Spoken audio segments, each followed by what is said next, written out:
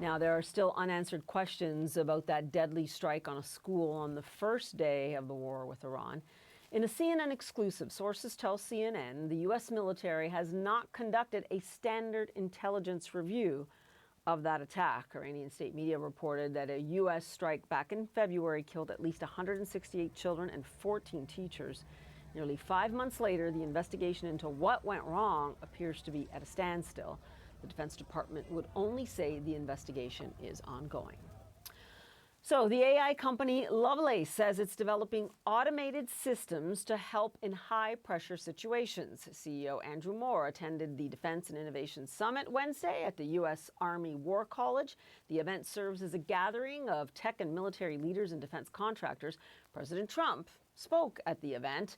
Moore says AI is already helping defense organizations process information more quickly, giving leaders better awareness in high-pressure environments. Andrew Moore is the founder and CEO of Lovelace, the AI company. And this is your words now. You have autonomous agents that work for mission-critical analysis. It's good to have you on the program, as we are always interested in learning about these new systems. And I do want to deal with the AI of it all first. Now, you say AI should support human judgment rather than replace it. Now, we would all say, pardon the pun here, that's a no-brainer. But can it optimize for accuracy and give it better context, right? Better analysis, better decision making. And I think that that's where we hit on an area that we're not sure if it will help. And look, we just recapped that incident in Iran. I am wondering, do you think your system could have helped in that situation? Because as I understand it, from what CNN has learned, the data itself was outdated. The intelligence was outdated. Yes, thank you very much for a really important question. I think one of the things which distinguishes artificial intelligence used in these serious safety critical situations is that often a commander will need to have multiple independent sources of information before making such a critical decision. And so there is a whole branch of artificial intelligence that my company is invested in, which is all about making sure that we have multiple independent pieces of information to help support or refute a decision. And that is similar to what is encoded into existing intelligence practices, where many important decisions, a commander will demand multiple independent pieces of evidence before taking action. You know, your fix is called Elemental. We have some of it up on the screen now. You say it traces every answer back to a verifiable source. I mean, how do you see that playing out, given we're at a point of now the next generation of defense capability? We have seen it play out in Iran. We have seen it play out in Ukraine with its battle with Russia. So what can Elemental do? The thing that we've really pushed on hard is to make sure that if an artificial intelligence is doing something called a chain of reasoning, that every link in that chain makes sense.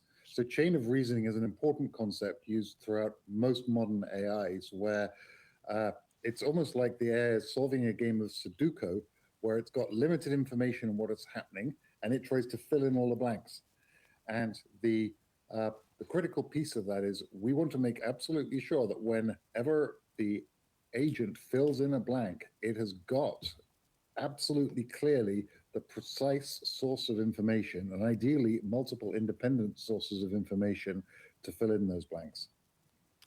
You know, you have been granted a sizable contract, I believe, with the U.S. military. I'm not sure what other militaries you're working with. Have you seen this work properly in simulations? I'm kind of wondering, you know, you obviously believe in this, so how have you seen it perform?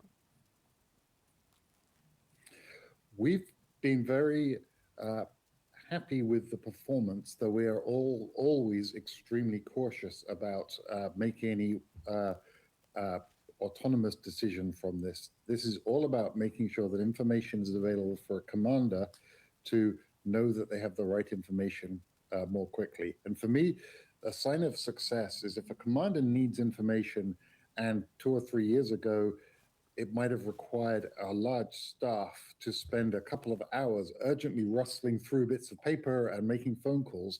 And instead, we can get that same information to the commander in a matter of less than a minute. That is where I think the good side, the helpful side of artificial intelligence is. Uh, it is removing the crud from getting data assimilated, as opposed to trying to guess what the commander should be doing. Well, Andrew Moore, we were all trying to keep up with these developments in both AI and defense capability. I thank you to be on the program just to explain at least a small fraction of it, and we'll continue to see its development. Andrew Moore for us. Thanks so much. Appreciate it. Thank you.